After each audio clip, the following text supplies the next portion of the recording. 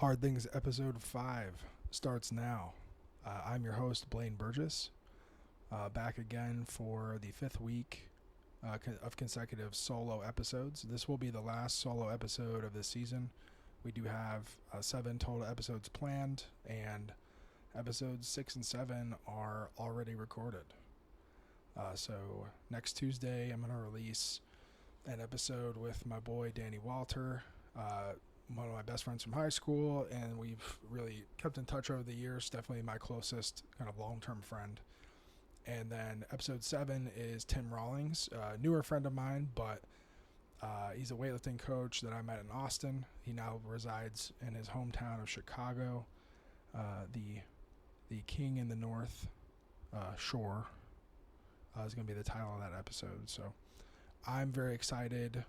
Some of you listening to this right now have already heard the episode with Tim if you purchased the early rights to that video. I released it about 2 to 3 weeks early for some folks.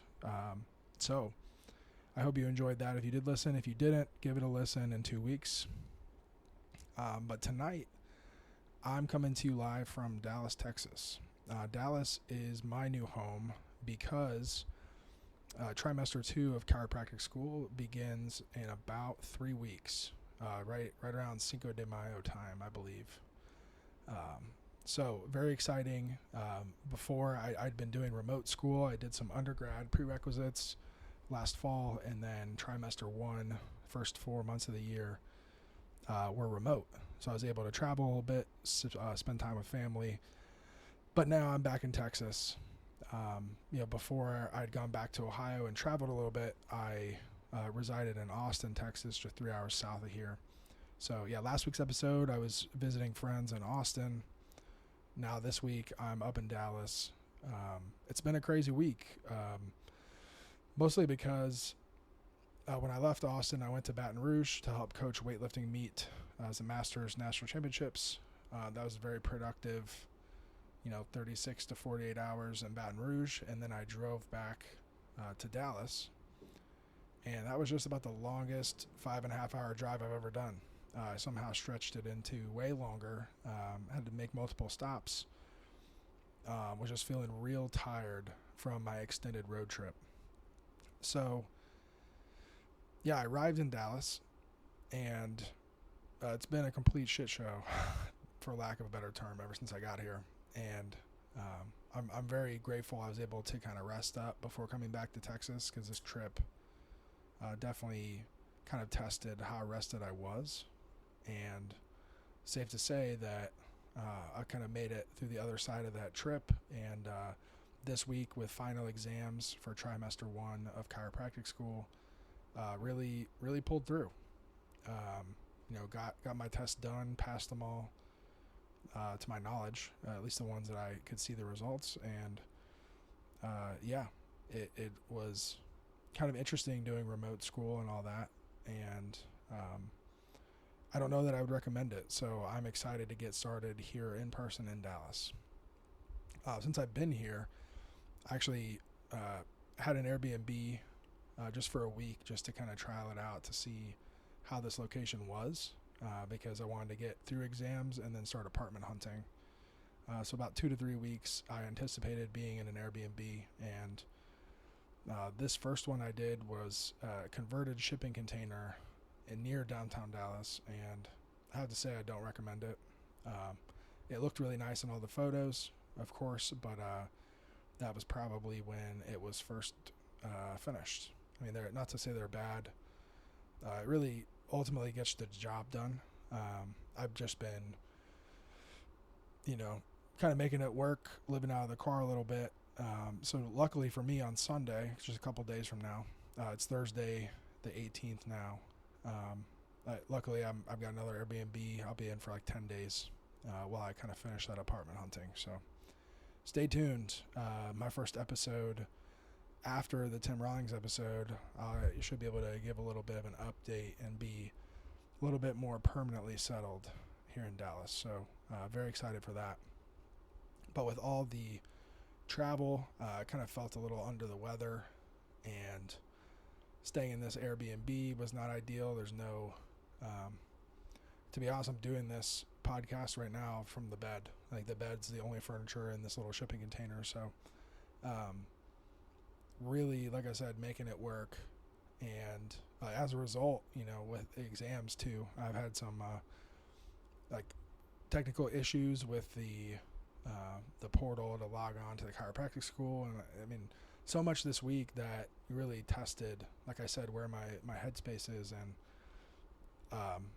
very, very proud of ultimately how I handled this. I know at different times in the past I would have handled these things, but also stressed myself out to the maximum, or coming from a place of a stressed out nervous system, kind of unable to mitigate that stress. But through everything, I've been going to the Russian sauna here in Dallas, doing kind of light workouts and moving my body, and really just doing everything I need to mitigate stress.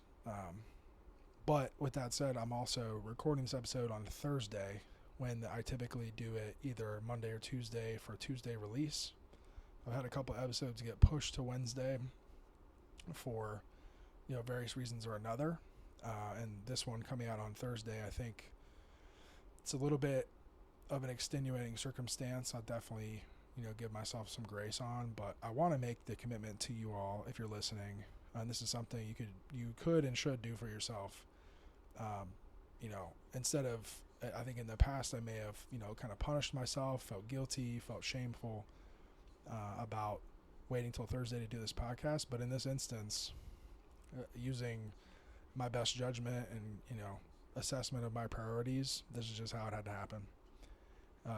I finished my last exam today for school, so now that exam's over, I really have about 16 days before the next trimester starts. So priority one there is finding a new apartment, obviously a place to live, shelter, but also being more creative, doing recording podcasts, writing, like all these different things I want to do in that downtime as well. So excited to get that going, but I do think it's important to say, moving forward, I want to record either on Sunday or Monday for Tuesday release, and really stick to that Tuesday release.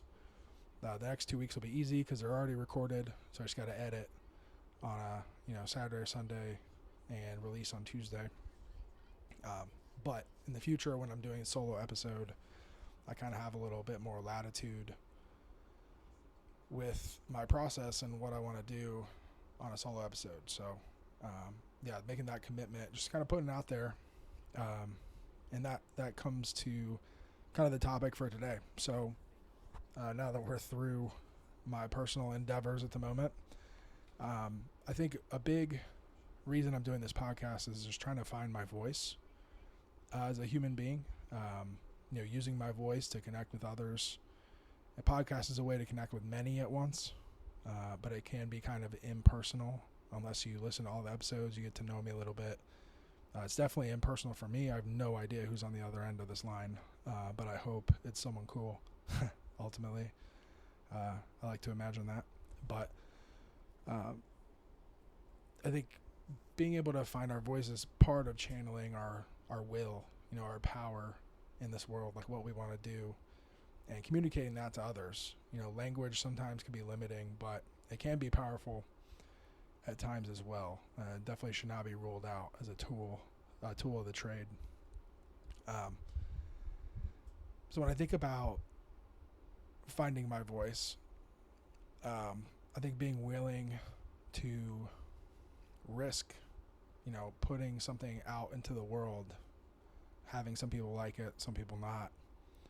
I think we all do that to some degree on social media, but social media is kind of a low stakes way to do it. You just kind of post something. If you don't want to look at the comments, you don't have to. Podcasts kind of the same, but maybe investing more money in the equipment is kind of more of a commitment. I don't know, but we all do this to varying degrees. I think one of the most, speaking of the presidential election that's coming up, I think politics is probably one of the most exposed ways to kind of raise your voice. And definitely folks that do that are the most scrutinized. People really attack from all angles, especially those from an opposite political party. And so finding your voice is ultimately, I think, is a way to compete, or to throw your hat in the ring, put something on the line. And life does often boil to competition. That's kind of the base instinct of life, is to survive. And for the longest time, survival came at the cost of others. The reason I think we live in a great time now is because survival doesn't have to come at the cost of others, kind of to a degree that's never been seen before in human history. The book, one of my former professors, Steven Pinker, Better Angels of Our Nature. If you haven't heard of it, definitely give it a read. It is a reason to be optimistic. Even though the media kind of glorifies the negative side, I think that happens because it's ultimately what captures our attention. But there is a lot to celebrate. And the fact that you wake up every day is a miracle in and of itself. And it sounds cliche, but like my friend Tim Rawlings would say, it's cliche for a reason. That even if you are alive and maybe you have, a very debilitating handicap, or you have crippling debt, or you have, you got divorced, or, name XYZ, all these horrible things that can happen to people. You're still alive, and ultimately you have a chance to improve your situation. And just having that chance, that is the equality that I think is fair, is just waking up and you have the ability to improve your scenario. And expecting anything beyond that does cause suffering. And to me, I won't get into that part too much today, more so staying on the positive side of this as much as I can. But I do want to get into competition a little bit. And this is episode 5, so it's kind of centered around the number 3. Last week was episode 4 on the 4 agreements. And, it was 7, 6, 5, 4. Now today's 3. And so I want to highlight humanity's affinity for competition and our affinity for trilogies. We like things that come in 3. Whether it's movies, you can talk about religion, you can talk about books, or anything. You look at it, we like 3s.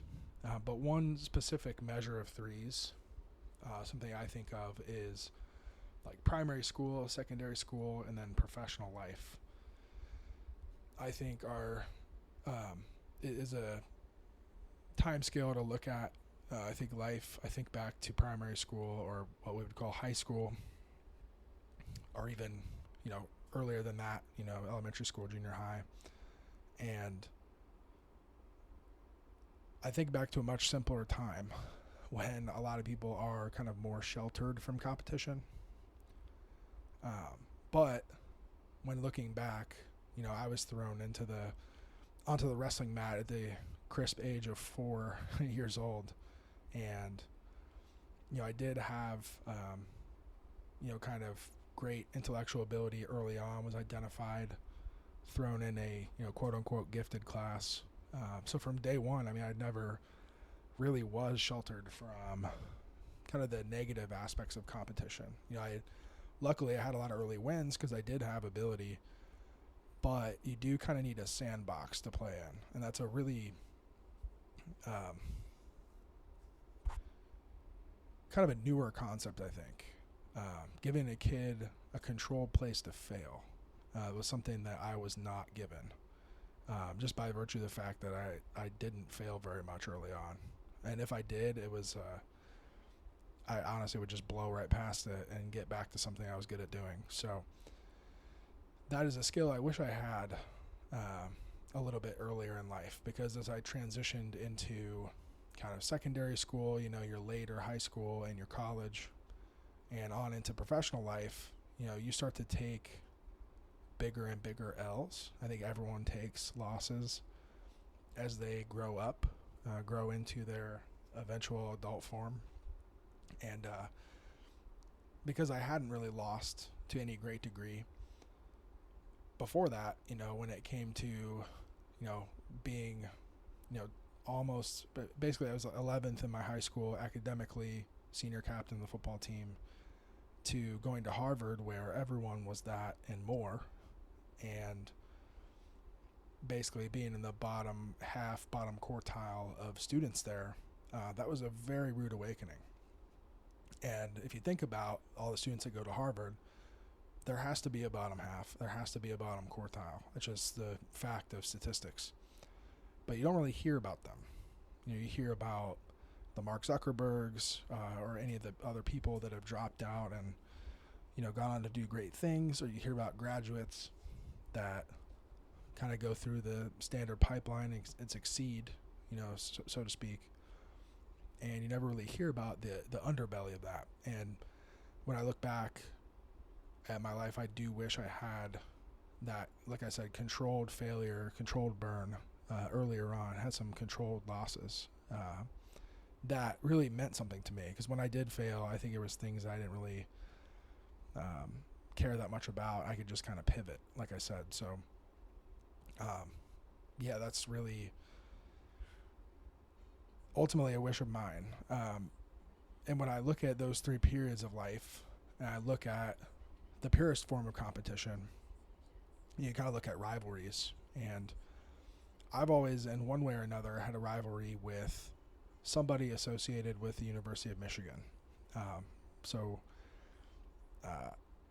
I would say, for those of you who don't know, but nobody knows this, maybe except for my family, but I was born at Ohio State, in the Ohio State University Hospital.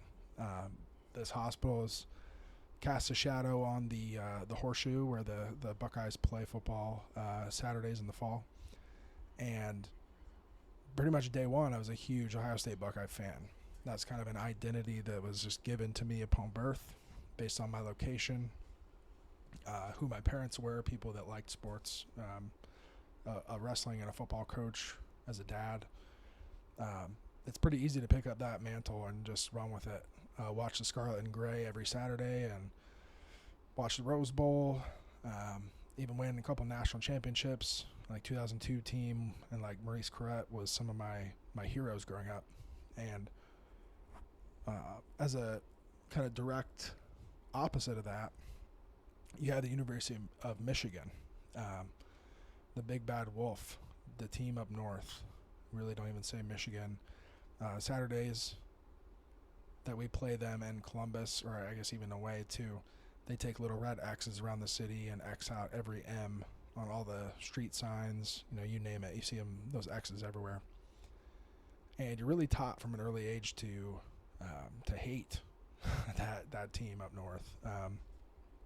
But for some reason, I always felt that it was strange just to do what I was told.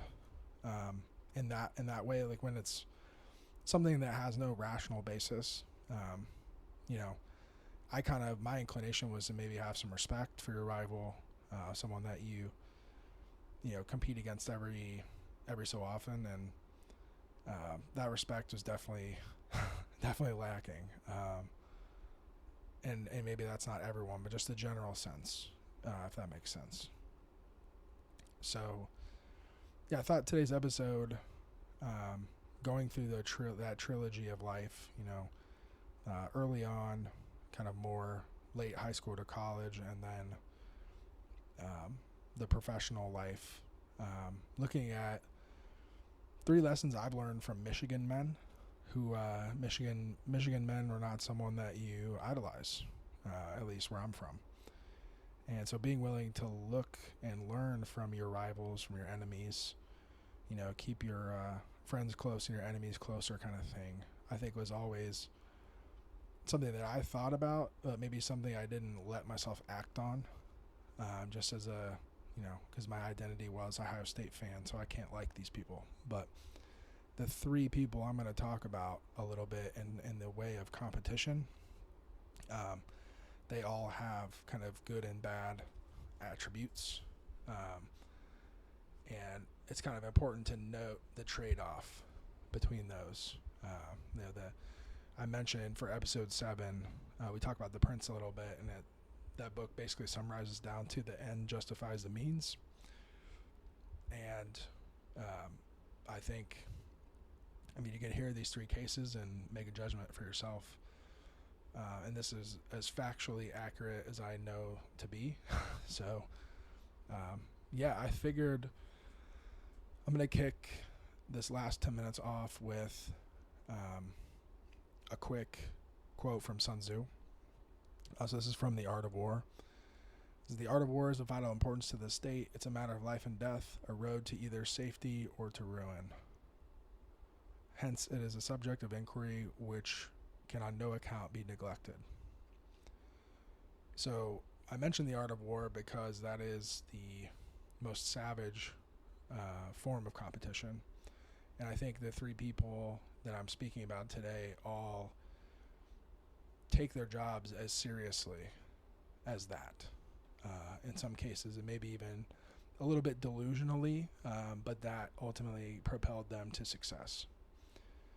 So, important to keep in mind, the stakes of this, and the stakes that they aren't, which is as terrible as war, especially given the time that we live in with different conflicts in the world. Maybe not full-scale, full-blown war, but, awful atrocities nonetheless. So the first individual I want to talk about, his name is Mike Bourne. If you've heard of Mike Bourne before, or if you haven't, I'll give you a quick summary. He is a former University of Michigan linebacker, one of the best from his era. And he is a guy from Columbus, someone maybe looked over by Ohio State, but Michigan picked him up. And from there, he met his wife, and he had children, and he moved back to Columbus, and ultimately to my hometown of Pickerington, Ohio. Pickerington was kind of a football powerhouse of the area. Ohio takes football very seriously, and Pickerington takes it even more seriously. So like I said, I'm born in the shadow of the horseshoe, and then my dad is a high school teacher at one of the football powerhouses in the area, and my destiny was pretty much predetermined at that point. But someone whose destiny was maybe even more predetermined were Mike Bourne's children. At least the one that's my age, his name's Zach Bourne. He was kind of a legend, if I can say that. In Little League football, he was someone who his name kind of struck fear in people in the league. We also both played baseball, a lot of travel baseball. Sometimes we're teammates, sometimes playing against each other. But what was funny is when he's playing against me, sometimes he wouldn't even be at the game because he would be playing up with older kids, either a year or 2 older than us, even up to like 3 or 4, if I remember right. And when we talk about competition, his dad, Mike Bourne, is a person who clearly knew how to draw the best out of his sons. The oldest one, Justin Bourne, he went to play offensive line at University of Michigan, and he was kind of like the original transfer portal. He ended up sitting out a whole year when the coaching staff changed up there to come back to Ohio State, and he ended up playing for Ohio State in a time when we were kind of towards the end of our high school career, Zach and I, and Zach was deciding where to go. And ultimately, the way his brother showed up and excelled, I think he was getting recruited on his own merits, and then just the fact that the family was kind of presenting themselves in a very positive light, led to Zach getting recruited and going to Ohio State. And then his younger brother, Jacoby, who also played with us, also went to Ohio State, ended up winning a national championship in 2014 in that first college football playoff. So a Michigan legend has 3 sons, and all 3 go play football for Ohio State. And one, although he did end up transferring, it was an opportunity for Michigan to really, steal 3 more of that family, and they just dropped the ball, and Ohio State won them back. And like I said, Mike was born in Columbus. I think it was ultimately a happy ending. Now they're known as a great family of Ohio State alumni. Their younger sister also, I think, played sports at Ohio State. So just across the board, highly competitive family, and it clearly worked out for them. And that way, it was something that I was kind of proud to be a former teammate of the 2 younger sons, and just watching their example. I mean, even the way Zach played on the field, he's a fellow captain with me, and when something happened on the field, he was the one standing right next to the referee. And I know a lot of people maybe looked at that and was kind of like, hey, what gives? What's this kid doing? Should be the coach. People had a lot of things to say about it, but I think showing up in that way, it just kind of, some people saw it as arrogance, but I think now when I look back, I see it just as a supreme confidence, and that confidence is what helps you win, ultimately. I think it's part of why our teams were so good. I know I had a level of confidence that I added to that mix along with some of our other teammates. I think we had 8 or 9 Division I guys on that team. We went to state Final Four, state championship once when we were sophomores. And it was just a great example of excellence very early on in my life. But again, I didn't take too many L's in that era. And I wish maybe I'd had a little bit of adversity, a little bit more adversity. And I guess I did have adversity, but not adversity that I learned any major lessons from. It was kind of more glossed over because, by the end of it, I was, like I said, 11th in my class, senior captain of the football team, and I was going to Harvard to boot on top of that. So everyone kind of just said, like, hey, this kid wins, and, we don't have to worry about him. And ultimately, like, maybe challenging myself a little bit further, playing up in baseball. I don't know what that would have looked like, but I think that, like I said, controlled burn, controlled sandbox losses, ultimately I think would have been beneficial. Which brings me to the second person. I want to keep this moving along. I'm going to try to keep this episode under 40 minutes. But I want to give the next 2 guys enough time because they're as incredible as Mike Bourne is and the Bourne family. I have respect for them. The next 2 guys are kind of at the center of the news cycle right now nationally, and kind of have even more prestige, especially as of late. So the next person I want to talk about is the one and only Jim Harbaugh, another Michigan man. Light history on him. His dad was a coach.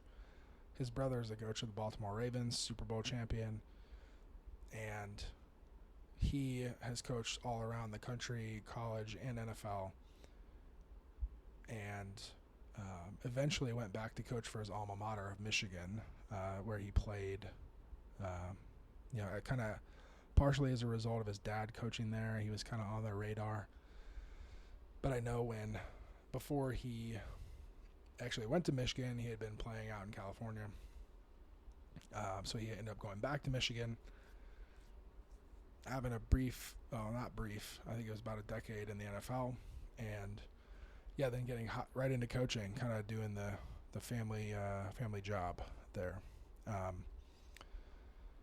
So Jim Harbaugh is another interesting case of the ultimate competitor. And one story that has come out, since Michigan won the national championship last year, it just absolutely ruined my day. I was actually in LA during the Rose Bowl game when they played out there in LA, and I mean, they just steamrolled their way to the national championship, and then steamrolled that game too. As an Ohio State fan, it's just something that you don't like to see. Your favorite team is Ohio State and whoever's playing Michigan. And I tried rooting against them. I tried the old Roll Tide. I tried everything, and didn't work. They were clearly the best team in the nation. But if you look at how he got there, Jim Harbaugh had several suspensions and different things based on recruiting violations. I will say, I tried to do this episode once before, and I didn't quite know what I wanted to say, and I think I'm glad I waited to re-record this episode, because just a few days ago, I think Michigan got 3 years of probation for the violations with Jim Harbaugh, but also the NCAA has a case against Jim Harbaugh that's still pending. So Michigan won the national championship.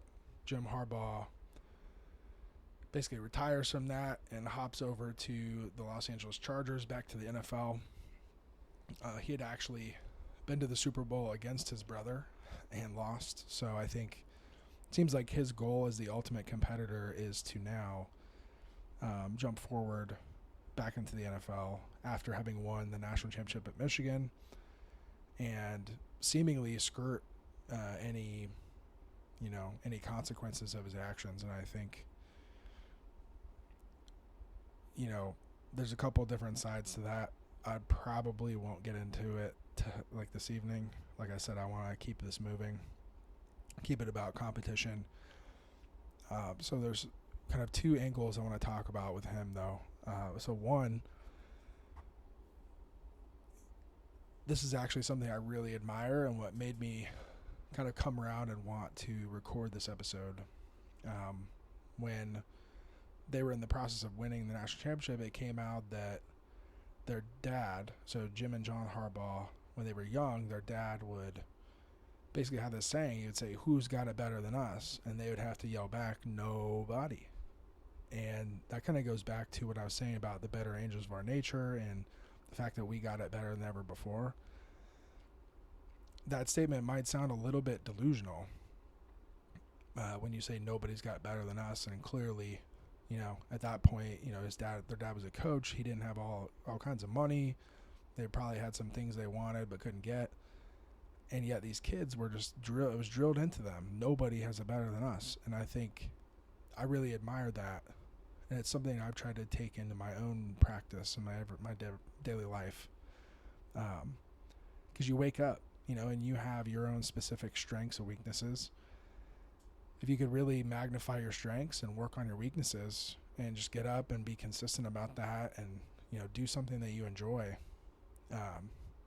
nobody has it better than you. Everyone kind of has this opportunity to be the best at being yourself. And I just thought that was really powerful. It's something I wanted to talk about there. And the second part of this it ties in a little bit with my trip down memory lane in high school. We had a coach in high school. I won't shout him out by name because I don't want to blow up his spot on this one. But they used to kind of jokingly say, "Show me a cheater and I'll show you a winner." And I think I always bought into that because I do think that rules can be a little bit oppressive, stifle creativity a little bit. And to be honest, the rules are kind of ever changing, whether it's government, legislation, NCAA, you name it. Organizations can just change rules to benefit themselves. So if you're not kind of providing feedback as a member of the organization, if you're not kind of finding the weak points in the rules, we just, tax day was just a few days ago. And that's ultimately what people do is they do their taxes, they have all these write-offs, and they're just trying to get out of paying, any taxes they don't have to pay. So, show me a cheater, I'll show you a winner. That doesn't mean that you sacrifice all your values and morals to win. But if you're not blurring that line a little bit and kind of pushing the ball forward in a way that still makes sense with your values, I think, do you really want to win that bad? Do you really want to, live your life that way? And I'll say, like, Mike Bourne and the Bourne family and Jim Harbaugh clearly at times blur those lines, but it clearly also worked out for them. Whatever goals they were trying to achieve, seems like they achieved it. So there is a trade-off there, but I think there is a virtue to, like I said, blurring the line. I'm not saying don't cross the line completely. Don't, the rules are the rules for a reason in most cases, but sometimes they are bullshit, just to be quite blunt. Someone just put a rule in place because it benefits them, and ignoring it can empower you. Ignoring it can push the world forward and do maybe some positive things in the long term, even though the short term can be a little bit messy. So I think in the cases of like I was saying, the Bournes kind of being, confident, but it looks like arrogance, or Jim Harbaugh, skirting some of the rules for recruiting. He ultimately won the national championship, and not by a small margin. I mean, they dominated throughout the season, including Ohio State, which just kills me to see and say. So those were really the 2 points I want to make about Jim Harbaugh. I think the case between the NCAA and Jim Harbaugh is still pending, and it might be pending forever because he went to the NFL. I think he wants to win a Super Bowl and kind of go out on top. So in a strange way, I'm pulling for that Michigan man because I just admire kind of how he goes about things. I also admire how he came back on, he used to say chicken is a nervous bird and he wouldn't eat it. And now he had owned chickens and were tending them in Michigan while he was working up there. So hope he gets to take his chickens to LA. Probably not holding my breath for that one, but I thought that was a pretty funny story. If you get a chance, look up his video of him talking about nervous birds. Pretty funny. All right, so we're at 37 minutes. Last but not least, I'm going to touch on Tom Brady. So Tom Brady is someone who's very easy to hate. I feel like when you're at the top of your game, Michael Jordan of football, essentially, winning championships kind of at will. Just whenever they're able to cobble together a team with talent that kind of makes sense, him and Bill Belichick would just do it. I mean, almost can't find a better example of willpower between the two of them, and that team worked really well. I haven't watched the new documentary. I haven't heard favorable things about it. It's probably not one I'm going to watch because I hate things that are full of bias. People try to act like there's no bias, but it clearly is. But Tom Brady, someone who I highly respect as a competitor. I think he's someone, like I said, slightly delusional, but his delusions push him towards his goals in a way that not only does he hit his goals, but basically obliterates them. Proved that he could win a Super Bowl with and without Bill Belichick. And I just find that to be so admirable. In the same way that I admire, Mike Bourne and Jim Harbaugh. Like I said, this is a third Michigan man that I'm sitting here admiring. Kind of makes me want to throw up a little bit in my mouth, being an Ohio State fan. But Tom Brady doing what he did across a 20-year span, winning all those Super Bowls, it definitely came at a cost. And, myself, as I get older and I have romantic relationships, you realize how rare real love is, and how much time plays a factor.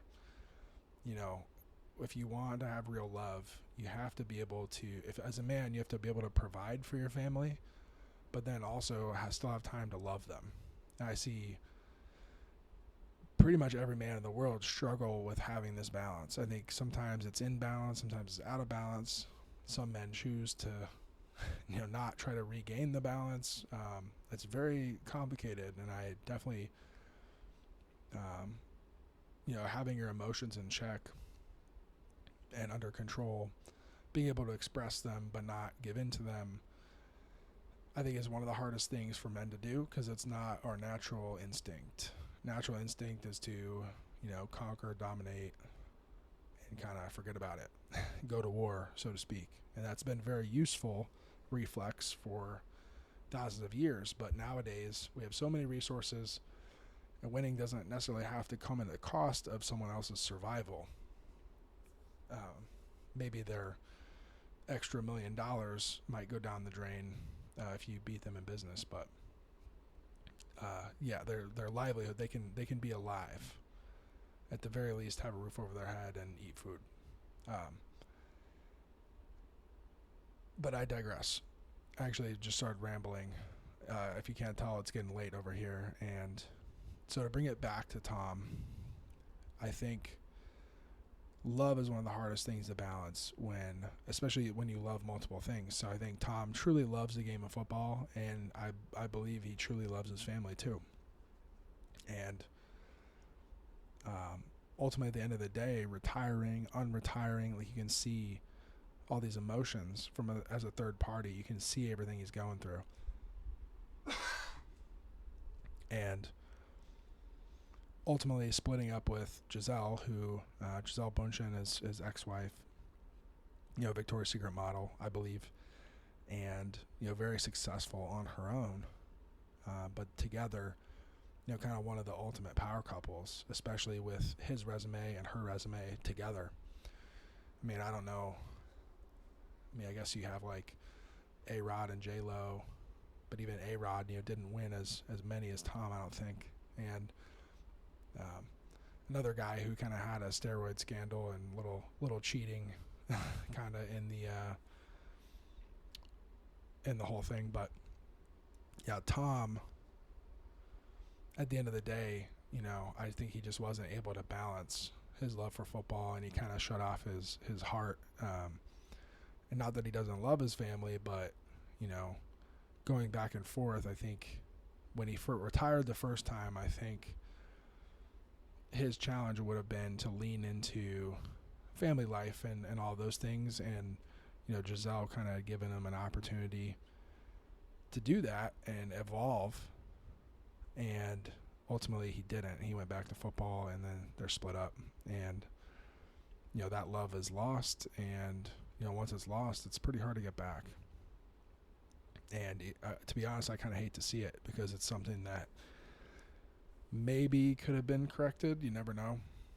And maybe it ultimately is better off this way. But I think what this whole episode boils down to is, actually it's a Charles Darwin quote. I actually posted it on Instagram earlier. I'm going to pull it up right now because I want to get it right. It's not the strongest of the species that survive, nor the most intelligent, but the one most responsive to change. So Tom, Mike, Jim, all clearly strong, clearly intelligent, able to achieve their goals and win. I think as men, what we have to really lean into is that third part, the one most responsive to change. In the case of Mike, he did what he had to do, and he went to Michigan, but after having grown up in Columbus, he kind of maybe did that out of spite. But eventually he was able to come back and, evolve and say, Ohio State didn't pick me, but my sons could go there. And now they're, very prominent Columbus, Ohio State Buckeye family. And I think that's a cool evolution to see that kind of come back and come full circle. When you think about Jim Harbaugh, him always trying to evolve and, win at the college level at Stanford, at places like Stanford, San Francisco 49ers, Michigan, and now going to try at the Chargers, eventually get him a Super Bowl. I think that's a great evolution, and I think he has his eyes fixed on his prize. Now he's got pretty much everything a guy could want, I think, except for that Super Bowl. So I'm excited to see what he does with the Chargers. But Tom, in his story, I think his evolution would have been being able to give up football, something that maybe made him who he is partially. Kind of being almost Mr. Irrelevant, seeing his, NFL draft photo. I mean, he's just a scrawny little kid. Doesn't look like an NFL athlete. And I think he always played with that chip on his shoulder. Like, he always had something to prove. And one thing I always come back to is, when is it enough? I think what I learned in the past couple of years is, get to the point where you're making six figures, and all that is cool, and you can really provide for yourself and have a nice life. But what did you give up to get there? Do you have good relationships with your friends? I looked around, I had some good friends, but I had kind of squandered those relationships to push myself to be something I'm maybe not. I think I'm cool with making less than $100,000 a year and just having better friends and relationships. And that's like a trade-off that I'm personally willing to make. And someday maybe I'll make more and still have those relationships, kind of make more money in less time kind of thing. And I think that might be where Tom is finding himself now. Now he's like truly done with football. There's rumors that he might come back again this year. And it's just like, at what point is enough enough? You have millions of dollars. Your ex-wife has millions of dollars. Money is no concern. To me, I feel like his evolution, his maybe missed evolution at the time, was growing into that family and figuring out how to operate there, and figure out what other business opportunities he wanted to chase, but how to do so in a balanced manner so that he could be more present with his family than ever before, through a time when his kids are growing up and they really need him.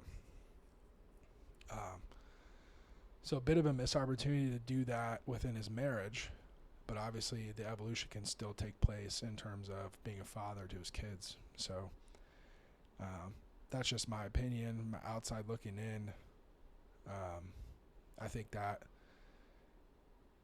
what I wanted for him, what I want for all of you listening, is when there's an opportunity for you to evolve in life, it's probably going to be scary. It's going to be a huge challenge in your way, but if it's really aligned with who you are and it's something you have to do, you have to dig deep and give something up, sacrifice something else. Time is love, and you can't have it all. So you could have eras in your life and do things for a certain amount of time, and then, when it comes time, give them up with grace. And I do think that will be a regret of Tom's, that he didn't give, after everything he accomplished, he has nothing else to prove. He could have gave that up with grace and kept his family intact. And like I said, it's something I would want to see for him and see him evolve into whatever the next step is. And now it's still exciting. I mean, I think he's still doing that, just outside the context of his marriage. And again, out of the three guys, Michigan men they may be, I do wish them all the best as they continue their lives. So but this was an interesting thought experiment for me. I really enjoyed putting together this episode. Someday in the future I may release kind of the unreleased episode, the original version I recorded of this. To be honest, I kind of hated it. The audio was strange too. I was just learning the equipment. I still am learning all the time, but that early episode was very rough. So who knows? Maybe in the future I'll re-release that old one and you can compare and contrast the two. This one I definitely am a little bit more sleepy and rambly, but I think I ultimately got around to what I wanted to say. So I also want to say thank you for listening. When it comes to finding your voice, one of the most important things is having someone to listen on the other end. So today I'm not even going to talk about anything related to business or anything. I'm just going to say I appreciate you for listening. Genuinely.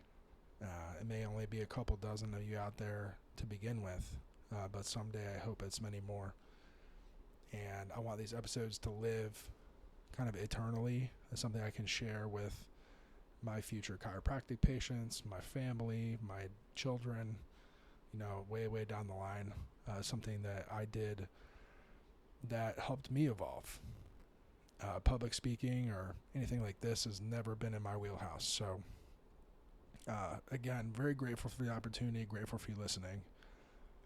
And I hope the moral of today's story is, as cool as it is to compete, possibly cheat, to get a little leg up, blur the lines, it is also important to consider, when is it enough? And I can tell you, the more I let go of my old competitive tendencies, the more I realize that there's a whole other side to life that I was missing out on. Kind of the more feminine, kind of more easy side of life. And it's not a sin to go there. You have to control. You obviously can't do nothing all day. But if you can control that, you go to the Russian sauna, do a little contrast, lay down, take a nap, drink some tea. The world's not going to burn down while you take 2 hours for yourself. So, if there's one gift I can give you, it's just a permission. Don't feel guilty. Don't feel shame about it. Pour into your own cups. You can pour into others. And with that, I'll go ahead and end the episode. Until next time, I guess 3 weeks from now, I'll have another solo, and I will see you then. Goodbye.